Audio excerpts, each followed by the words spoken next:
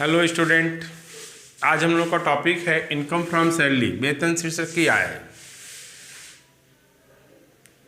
यह income tax की जो पांचों हेड है उस हेड का ये पहला हेड है। पीछे के वीडियो में हम लोग डिस्कस किया था कि जो हमारी इनकम है, इनकम पर टैक्स के पॉइंट ऑफ व्यू से इनकम टैक्स लॉ ने इसे 5 भागों में डिवाइड कर रखा है, 5 हेड बनाया है। मतलब कोई भी इनकम होगी आपको पांचों हेड में इंक्लूड हो जाएगा। Income from salary, income from house property, income from business and profession, income from capital gain, income from other sources. तो इसी का जो पहला हम लोग का इनकम का हेड है, इनकम फ्रॉम सैलरी का हेड है। आज इस हेड के बारे में हम लोग डिस्कस करते हैं। इस पांचों हेड में सबसे बड़ा जो हम लोग का हेड है इनकम फ्रॉम सैलरी का हेड है। जो सारी सबसे अधिक जो रूल रेगुलेशन प्रोविजन है वो इनकम फ्रॉम सैलरी ही में हेड में है। तो आइए समझते हैं हम लोग हैं कि सर इनकम फ्रॉम सैलरी में कौन कौन सी इनकम इंक्लूड होती है। कोई भी व्यक्ति किसी भी संस्था में यदि काम करता है, चाहे वह गवर्नमेंट सेक्टर का हो चाहे प्राइवेट सेक्टर का हो, काम करने के बाद आफ्टर डूइंग ए वर्क, काम करने के बाद जो उससे कंसिडरेशन या प्रतिफल प्राप्त होती है, वही कंसिडरेशन या प्रतिफल को हम लोग वेतन कहते हैं, सैलरी कहते हैं। चाहे वह डीएम हो, चाहे वह चपरासी उनका क्यों ना हो, चाहे वो रिलायंस में कोई ऑफिसर हो या रिलायंस में कोई सुपरवाइजर या अकाउंटेंट हो, सबकी सैलरी किसमें, सबकी जो कंसिडरेशन है वो सैलरी ही मानी जाएगी और उनकी salary income from salary head में टैक्सेबल होगी। जितनी भी एम्प्लॉई है भारत में, सभी एम्प्लॉइयों, सभी कर्मचारियों की जो वेतन है, जो लोग अपने एम्प्लॉयर से रेम्यूनरेशन प्राप्त करते हैं, कंसिडरेशन प्राप्त करते हैं, प्रतिफल प्राप्त करते हैं, वो इनकम फ्रॉम सैलरी हेड की इनकम मानी जाती है।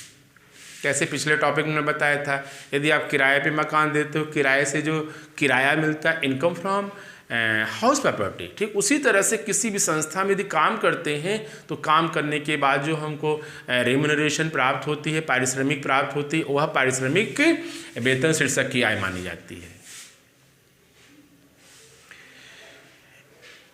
इनकम टैक्स के अकॉर्डिंग पॉइंट सैलरी की पॉइंट ऑफ व्यू से किसी भी कर्मचारी में कोई भिन्नता नहीं किया गया है। डीएम की भी सैलरी इनकम फ्रॉम सैलरी में टैक्सेबल होगा और उनकी चपरासी की भी सैलरी इनकम फ्रॉम सैलरी में ही टैक्सेबल होगा। अंतर बस इतना है कि डीएम की सैलरी थोड़ी ज़्यादा है, चपरासी की सैलरी थोड़ी कम है। डीएम की फैसिलिटी थोड़ी अधिक है, चपरासी की फैसिलिटी थोड़ी कम है। इनकम टैक्स का सेक्शन 15 ये कहता है कि यदि किसी भी व्यक्ति को कोई सैलरी प्राप्त हो रही है, रिसीव्ड हो रही है या एक्रूड हुआ हो, तो वह सैलरी की income income from salary head में टैक्सेबल तभी होगा जब सैलरी देने वाले और सैलरी पाने वाले मीन्स रिसीवर और गिवर के बीच एम्प्लॉयर और एम्प्लॉई का रिलेशन हो। इसका मतलब ये हुआ कि किसी भी इनकम को सैलरी हेड में टैक्सेबल होने के लिए एक टर्म और कंडीशन लगा दिया गया according section 15 of the income tax act 1961। आयकर अधिनियम 1961 की धारा 15 के अंतर्गत यह शर्त टर्म और कंडीशन बना दिया गया कि किसी भी व्यक्ति को यदि सैलरी मिलती है तो वह इनकम फ्रॉम सैलरी हेड में तभी टैक्सेबल होगी जब सैलरी पाने वाले मीन्स रिसीवर और गिवर के बीच कौन सा रिलेशन हो, एम्प्लॉयर और एम्प्लॉय का रिलेशन हो। एम्प्लॉयर का मतलब जो हमारा अपॉइंटमेंट करता है, एम्प्लॉय का मतलब जो काम करता है। कैसे, मकान मालिक और किराएदार का संबंध। उसी तरह यहाँ पे क्या टर्म कंडीशन है सर, सैलरी के लिए टर्म कंडीशन ये है कि रिसीवर और गिवर दोनों के बीच क्या रिलेशन होना चाहिए, एम्प्लॉयर और एम्प्लॉय का रिलेशन होना चाहिए। यदि ऐसा नहीं है तो जो भी सैलरी मिलेगी वो इनकम फ्रॉम अदर सोर्सेज में टैक्सेबल हो जाएगी, सैलरी में टैक्सेबल नहीं होगा। जैसे एमपी एमएलए हैं, जितने विधायक नेता हैं, उनकी नियुक्ति पब्लिक करती है, जनता करती है, और सरकार उनको सैलरी कौन देता है? सरकार देती है। तो यानी कि सैलरी देती है गवर्नमेंट, अपॉइंटमेंट किया हम लोगों ने, पब्लिक ने किया है। यही रीज़न है कि जितने भी MP MLA विधायक हैं उनकी जो सैलरी है इनकम फ्रॉम सैलरी हेड में टैक्सेबल ना होकर इनकम फ्रॉम अदर सोर्सेज में टैक्सेबल होती है। इसी तरह एक एम्प्लॉय जब तक काम करता है तब तक जो उसको सैलरी मिलती है इनकम फ्रॉम सैलरी हेड में टैक्सेबल हो जाएगी, और जैसे उसकी डेथ हो जाती है उसके परिवार वाले को जो पेंशन मिलती है, फैमिली पेंशन उसको बोलते हैं हम लोग हैं, तो वो फैमिली पेंशन किस में टैक्सेबल हो जाएगा? इनकम फ्रॉम अदर सोर्सेज में। क्यों? क्योंकि सर उसकी वाइफ और एम्प्लॉयर के बीच एम्प्लॉई और एम्प्लॉयर का रिलेशन नहीं है। तो क्या टर्म और कंडीशन बताया गया कि सर कोई भी इनकम फ्रॉम सैलरी हुड में टैक्सेबल होने के लिए टर्म और कंडीशन ये है कि सैलरी रिसीवर और सैलरी गिवर के बीच एम्प्लॉयर और एम्प्लॉय का रिलेशन मस्ट है, otherwise income from other sources में टैक्सेबल हो जाएगी। अब आते हैं, अब देखते हैं कि सर सैलरी में कौन कौन से आइटम इंक्लूडेड हैं।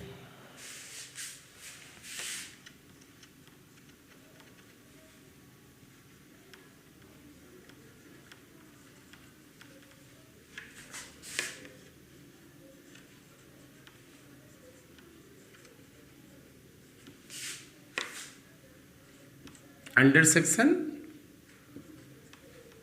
17 सबसेक्शन 1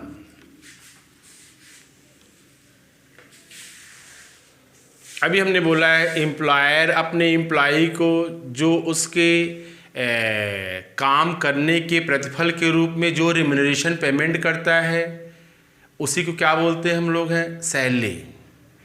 तो यहाँ सैलरी एक ब्रॉड लैंग्वेज है, एक ब्रॉड एक वर्ड है जिसमें इतने आइटम इंक्लूड होते हैं। जो भी एम्प्लॉयर अपने एम्प्लॉय को देता है, सुई से लेके जहाज तक कुछ भी यदि देता है, कैश है, फैसिलिटी है, कोई गुड्स है, कुछ भी देता है, वो सब क्या होगी? सैलरी मानी जाएगी।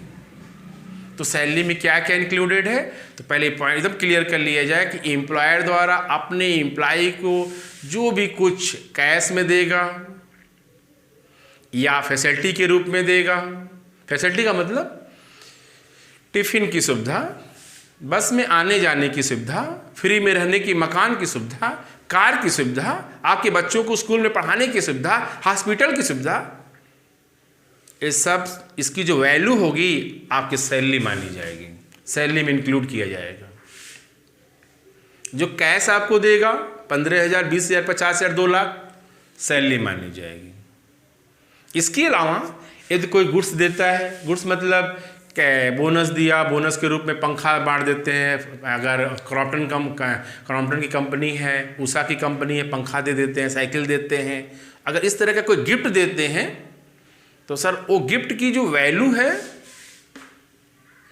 या कंपनी की या सरकार कोई भी डिपार्टमेंट की यदि कोई प्रॉपर्टी आप यूज़ करते हैं उसकी जो वैल्यू होगी, वैल्यू मतलब कहीं कार किराए पे ले आते तो किराया देना पड़ता है ना, तो वो वैल्यू सैलरी मानी जाएगी। तो क्या समझ गए हम लोग? तो ये पॉइंट क्लियर होना चाहिए कि सर सैलरी में कौन कौन से पॉइंट कौन कौन से आइटम इंक्लूडेड हैं। तो सर नियोक्ता द्वारा अपने एम्प्लॉय को सुई से लेकर जहाज तक सारे आइटम इसमें इंक्लूड हो जाएंगे। अब क्या क्या इंक्लूड होता है आइए देखते हैं। बेसिक सैलरी, मूल वेतन,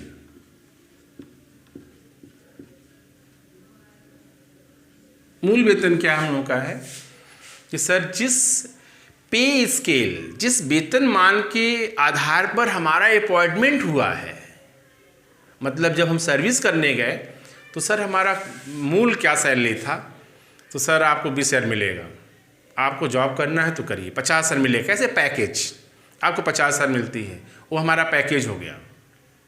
तो कभी कभी पैकेज में कुछ फैसिलिटी भी इंक्लूड होती है, कभी कभी पैकेज से फैसिलिटी बाद एक्स्ट्रा दी जाती है। तो नॉर्मली जो है बेसिक सैलरी क्या हम लोग का है, जो हम लोग जिस पे स्केल पे हमारा अपॉइंटमेंट होगा वही हमारा क्या कहलाएगा सर, मूल वेतन। ये तो मिलेगा आपको। इसके अलावा हाँ, यदि वर्कर है तो सर वेजेस के रूप में मिलेगा, वही सैलरी मजदूरी के रूप में।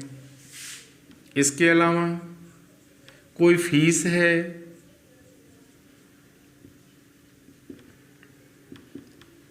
या कमीशन है। फीस का मतलब हमने अपने वहाँ एक डॉक्टर रखा है, अपने एम्प्लॉइयों को, बच्चों को देखने के लिए, एम्प्लॉय बीमार पड़ते हैं उनको देखने के लिए, या जनता के पब्लिक को ही देखने के लिए, तो उनको हम सैलरी देते हैं। 50,000 रुपया फिक्स कर दिया, बेसिक सैलरी हो गई, साथ में एक पेशेंट पे 10 रुपया और देंगे, फीस हो गई।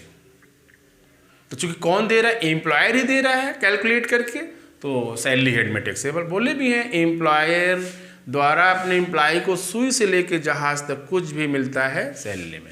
कमीशन क्या है, कुछ एम्प्लॉय ऐसे होते हैं कि जिसको अपना कोई वर्क करते हैं तो उन पे कमीशन भी मिलता है, जैसे मैनेजर कमीशन। जैसे LIC के जो डेवलपमेंट ऑफिसर होते हैं उनको सैलरी तो मिलती ही मिलती, जितना वो पॉलिसी लाते हैं, जितना बिजनेस लाते हैं, उस पर उनको कमीशन भी मिलता है। ऐसा कंपनी इसलिए करती है ताकि वो दिन भर दौड़ते रहें और पॉलिसी लाते रहें, क्योंकि पॉलिसी अधिक लाएंगे तभी बीमा कंपनी का फ़ायदा है, अदरवाइज फ़ायदा नहीं है। उनका मेन बिजनेस क्या है, अधिक से अधिक पॉलिसी कराना। वो कोई गुड्स नहीं बेचते, वो पॉलिसी बेचते हैं अपना है। तो अगर आप उस पर कमीशन आपको मिल जाता है। इसके अलावा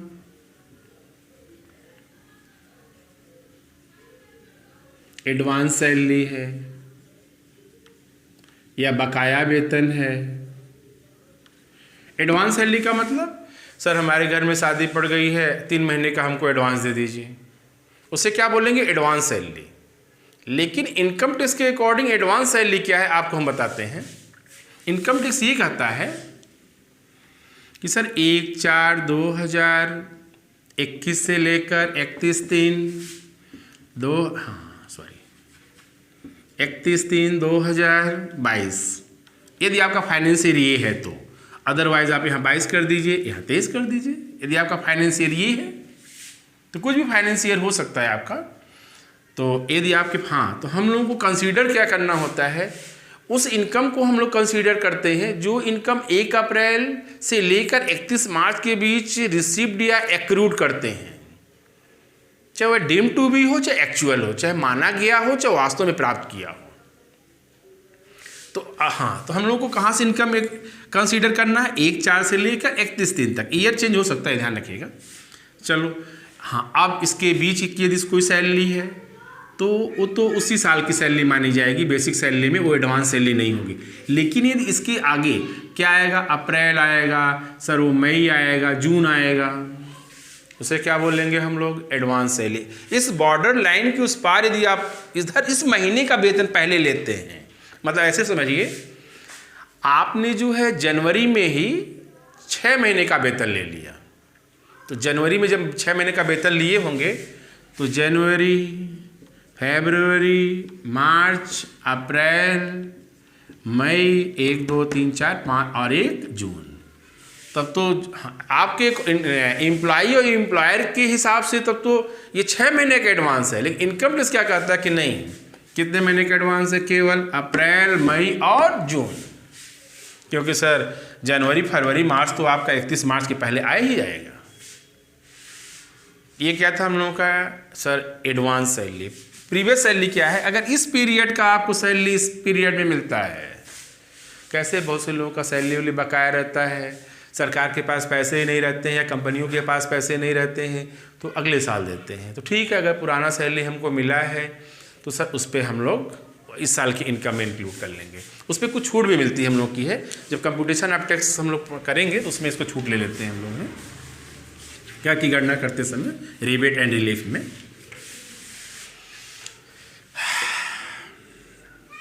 आगे आते हैं हम लोग हैं। इसके अलावा और क्या मिलता है, अलाउंसेस, भत्ता। अलाउंसेस क्या है, any payment in cash to employ by employer for a certain purpose other than basic salary. It means नियोक्ता द्वारा अपने कर्मचारी को बेसिक सैलरी के अलावा इसके अदर देन जो भी हम आपको किसी सर्टेन विशेष खर्चों के लिए यदि आपको हर महीने कैश पेमेंट करते हैं उसे क्या बोलेंगे, अलाउंस या भत्ता। ऐसे समझिए इसको आप कि सर बेसिक सैलरी तो क्लियर हो गया, तो जब बेसिक सैलरी डिसाइड होती है तो कोई भी एम्प्लॉयर अपनी एम्प्लॉई को इतनी सैलरी ज़रूर देना चाहता है कि उसके परिवार का खर्चा अच्छे से चल सके। तो वेतन देने के पहले वो क्या करता है, cost of living index number का यूज़ कर लेता है। मतलब आज प्रेजेंट टाइम में खाने, रोटी, कपड़ा, मकान, खाने पीने पर कितना खर्च, कम से कम कितना खर्च होगा, अधिक से कोई लिमिट होती नहीं है, कम से कम कितना खर्च हो सकता है, वही इसको वेतन डिसाइड करता है। तो मान लो उसने डिसाइड किया, जब सैलरी डिसाइड हो रही थी तो उस समय कड़ू का तेल था 150 रुपये और पेट्रोल था 70 रुपये और आटा था 25 रुपये। इस बेस पे हमारा सैलरी डिसाइड हुआ था 20,000। अब देख रहे हैं सबका रेट 30% बढ़ गया, हमारा खर्चा चल ही नहीं पा रहा है। तो अपने एम्प्लॉयर से हम कहेंगे कि सर हमारा खर्चा तो नहीं चल पा रहा, सब तो रेट बढ़ गया, क्या करें, हमारा सैलरी बेसिक सैलरी बढ़ा दीजिए। तो एम्प्लॉयर ये कहता है कि मान लो घट जाए तब, हाँ सर ये भी बात सही है। तो ऐसे कंडीशन में कहता है कि बेसिक सैलरी उतना ही रहने दो, कितनी महंगाई बढ़ी है, सर 5,000 रुपये और हमको मिल जाता तो ठीक है 5,000 और ले लो। तो महंगाई के लिए दे रहा है ना, तो 5,000 जो एक्स्ट्रा देगा other than basic salary, it is called allowance. तो जो 5,000 देगा वो किस पर्पज के लिए दिए, पहले तो क्लियर हो गया अलाउंस है, किस पर्पज के लिए दिया था, सर महंगाई के लिए। उसे क्या बोलेंगे, डियरनेस अलाउंस। और भी एग्जाम्पल है, सर हमारे बच्चे कहाँ पढ़ें, तो अगर हमारा अपना का स्कूल है, कैसे रेलवे है, तो चलो हमारे रेलवे स्कूल में पढ़ो, लेकिन सर हर विभाग में तो अपने स्कूल होते नहीं, कॉलेज होते नहीं है, तो लो भाई 200 रुपये इसका भी ले जाओ, बच्चों को पढ़ाना, एजुकेशन अलाउंस। सर वर्दी सिलानी है, पुलिस विभाग में काम करते हैं, पैसा दीजिए, चलो ये लो 2,000 रुपये ले जाओ, यूनिफॉर्म अलाउंस। सर कहाँ रहें हम, तो चलो कॉलोनी में, तो अगर रेलवे है तो कॉलोनी दे देगी, कॉलोनी में चलिए रहिए, एयरफोर्स है कॉलोनी में रहिए, लेकिन सभी विभागों के पास कॉलोनियाँ नहीं होती हैं। तो ऐसे कंडीशन में ये लो पैसा जाओ 2,000 रुपया कहीं रह लेना, इसे क्या बोलेंगे, house rent allowance. Allowance clear, any payment in cash to employ by employer for a certain purpose is called, other than salary is called, basic salary is called allowances, such as dearness allowance, house rent allowance, city compensatory allowance, dog allowance, तमाम तरह के allowances हैं। जब ये chapter हम लोग आएंगे तो इस चैप्टर में पूरा डिटेल पढ़ेंगे। मीनिंग ऑफ अलाउंसेस तो हो गया, अगला टॉपिक क्या रहेगा हम लोगों का, classification of allowances, means types of allowances, कितने पार्ट में इसको डिवाइड किया गया, क्या इसके प्रोविजन किए गए, कौन से फुल्ली टैक्सेबल है, कौन से पार्टली टैक्सेबल है, कौन से टैक्स फ्री है। चलिए आगे बढ़ते हैं, अलाउंसेस क्लियर होगी, ये भी सैलरी में इंक्लूड होगा। बोले भी हैं एम्प्लॉयर द्वारा अपने एम्प्लॉय को सुई से लेके जहाज तक कुछ भी देगा। अब देखो लोग ऐड करते चले जा रहे हैं, आगे है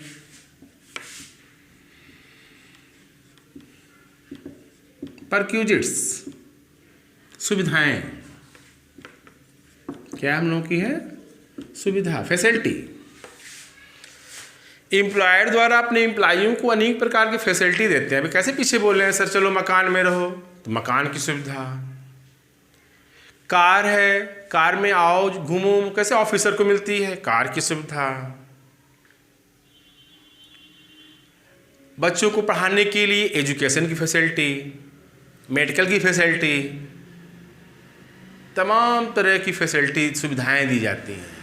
तो इनकम टैक्स ये कहता है कि इनकी वैल्यू को हम कंप्यूट करेंगे, वैल्यू निर्धारित करेंगे और उसको यहाँ पे जोड़ेंगे, क्योंकि एम्प्लॉयर दे रहा है एम्प्लॉय को। क्योंकि अगर वो कैश दिया होता तो कैश बढ़ जाता है ना, आप सैलरी दिखा रहे हो 20,000 और सुविधाएं दे रहे हो 80,000 का, इसका मतलब सैलरी कितनी हो गई, 1 लाख हो गया ना, तो 1 लाख गुणे 12 कितना होगा, 12 लाख टैक्स देना होगा। इसी पॉइंट ऑफ व्यू से इनकम टैक्स ये कहता है कि देखिए केवल कैश हम नहीं गिनेंगे, जो फैसिलिटी होगी उसको भी हम लोग कंसीडर करेंगे। मकान की सुविधा, हॉस्पिटल की सुविधा, बच्चों की पढ़ाने की सुविधा, एजुकेशन की सुविधा, ट्रांसपोर्ट की सुविधा, जितनी भी फैसिलिटीज़ है परक्यूजिट्स हैं उसको भी हम लोग वैल्यूएशन, तो वैल्यूएशन का एक रूल बनाया गया है कि सर ऐसे नहीं वैल्यूएशन होगा, अकॉर्डिंग इनकम टैक्स में लॉ में पूरा रूल एंड रेगुलेशन बनाया गया है। कार दिया है तो कार का वैल्यूएशन कैसे हम लोग करेंगे, छोटी कार बड़ी कार जितनी भी है ना। चलिए आगे आते हैं।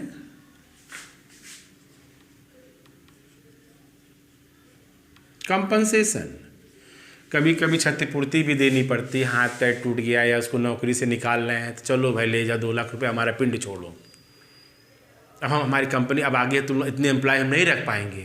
कंपनसेशन चूंकि एम्प्लॉयर एम्प्लॉय को दे रहा है क्षतिपूर्ति। इसके अलावा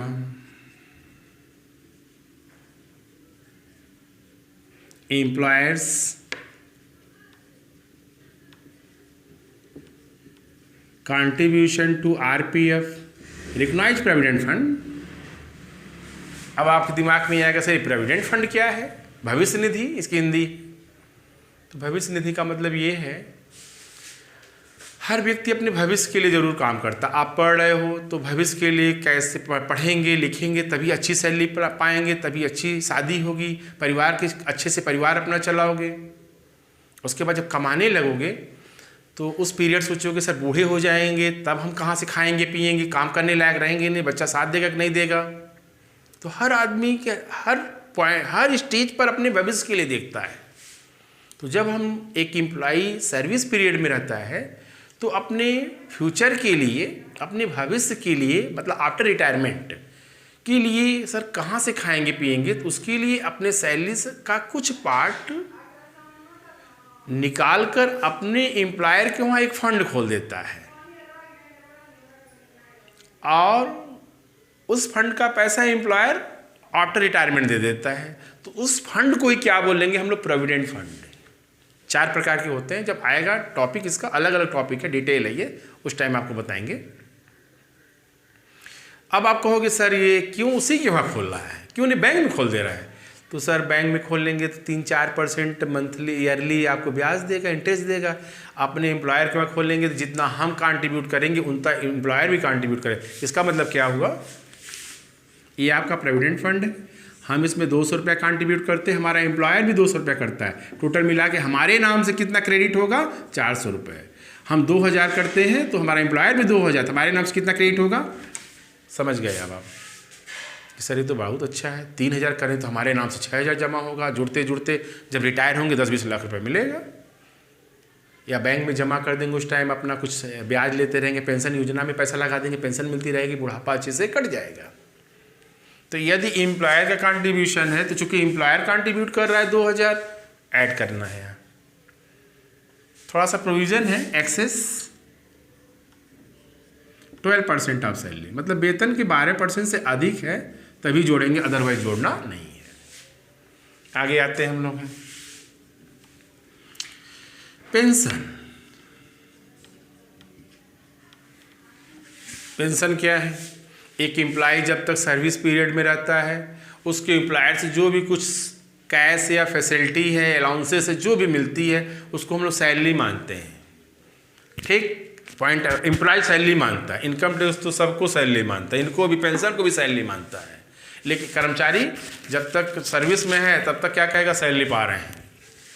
और उसके बाद जब रिटायर होता है तो उसी एम्प्लॉयर से उसे जो कैश फैसिलिटी मिलती है उसे हम लोग क्या बोलते हैं, पेंशन। तो ये भी पेंशन किस में टैक्सेबल होगी, सैलरी हेड में, क्योंकि पहली लाइन हमने बोल चुका है एक एम्प्लॉयर द्वारा एम्प्लॉय को, चाहे वह सर्विस पीरियड में हो या ना हो, चाहे वो काम कर रहा हो चाहे रिटायर हो गया हो, जो भी कुछ पेमेंट करेगा एम्प्लॉयर सब सैलरी हेड में ही टैक्सेबल होगी। तो पेंशन भी किस में टैक्सेबल है, सैलरी हेड में ही होगी। इसके अलावा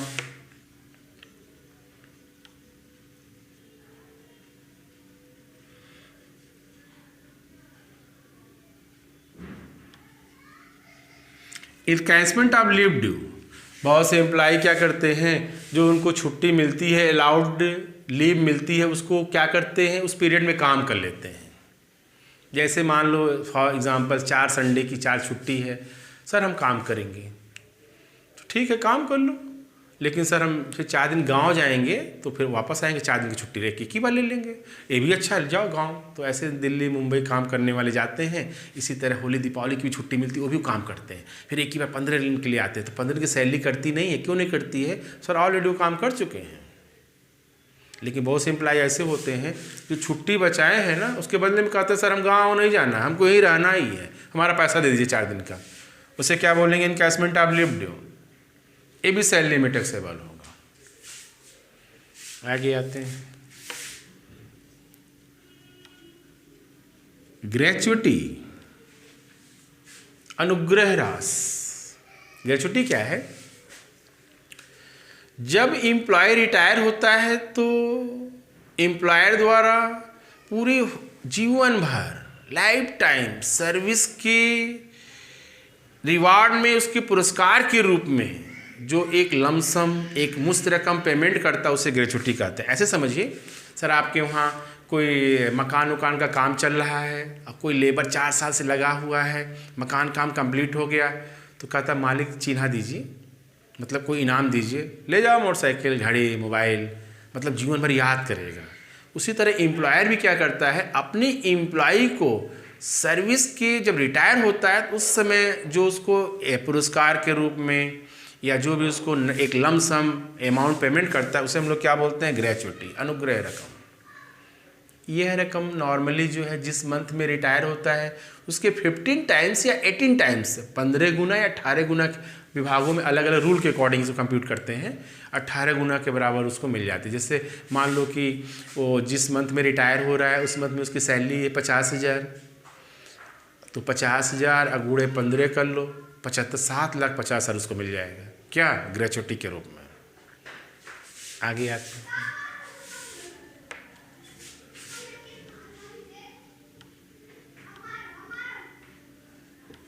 कम्यूटेड वैल्यू ऑफ पेंशन। मतलब अभी ये पेंशन बताया ही है, पेंशन रिटायर हो गए, चलो भाई अब तुम्हारी पेंशन हो गई, 20,000 पाते तब 10,000 पेंशन देंगे। तो एम्प्लॉय कहता है सर 10,000 पेंशन देंगे तो सर हमको मकान बनवाना है 8 लाख का, तो कैसे मकान बनवाएंगे हम? 10,000 रुपये पाएंगे हर महीना, कब तक इकट्ठा करेंगे? सर एक काम करते, हमको आप 5,000 देते पेंशन, अब 5,000 जो मत दीजिए आप, उसके बदले में लेकिन आज हमको दे दीजिए 4 लाख रुपया। तो एम्प्लॉयर भी सोचता लाओ दे इधर 5,000, तो महीना तो नहीं देना पड़ेगा। तो उस पेंशन के बदले में जो हम एक लमसम अमाउंट लेते हैं, रिसीव करते हैं, कम्यूटेड वैल्यू ऑफ पेंशन। व्यवहार में लोग बोलते हैं पेंशन बेच देना, लोग पेंशन बेच दिए, 1/4, 1/2। ये भी क्या है sir? Income from salary head में टैक्सेबल। ये थे हम लोग के वो आइटम्स जो हम लोग सैलरी हेड में टैक्सेबल करते हैं। मतलब किसी भी एम्प्लॉई की in taxable income from salary को जब हम लोग उसकी गणना करते हैं, उसका कंप्यूटेशन करते हैं, तो वो सारे आइटम इंक्लूड करने के बाद ही हम लोग क्या करते हैं, ये बताते हैं कि एक एम्प्लॉई की सैलरी हेड की इनकम है कितनी। इसके अलावा डिडक्शन भी है, 50,000 का डिडक्शन उसको भी मिलेगा, स्टैंडर्ड डिडक्शन है अंडर सेक्शन 16 में, 16 में। उसके बाद तब टैक्सेबल इनकम निकल जाएगी। तो आज तो बस हमको ये समझाना था कि सर ये सैलरी कौन सी इनकम है जो सैलरी हेड में टैक्सेबल है, और सैलरी में सर कौन कौन सी अमाउंट इंक्लूड होती है। तो इस वीडियो से तो ये क्लियर हो गया होगा कि सर किसी भी एम्प्लॉय के सैलरी में कौन कौन सी अमाउंट हम लोग इंक्लूड करते हैं, चाहे वह बेसिक सैलरी हो, वेजेस हो, फीस हो, कमीशन हो, एडवांस हो, अलाउंसेस हो, परक्यूजर्स हो, कंपनसेशन हो, एम्प्लॉयर कंट्रीब्यूशन टू आरपीएफ हो, पेंशन है, encashment of leave due, gratuity, सब पे एक अलग अलग अपने आप में सब टॉपिक है। ये हर टॉपिक का अपने अपने रूल रेगुलेशन है। ये तो उसको हम लोग हर टॉपिक में अलग अलग वीडियो के माध्यम से समझेंगे। आज हम लोग का टॉपिक यहाँ से कंप्लीट होता है। वीडियो अच्छा लगे तो ज़रूर लाइक कीजिए, सब्सक्राइब कीजिए। Thank you.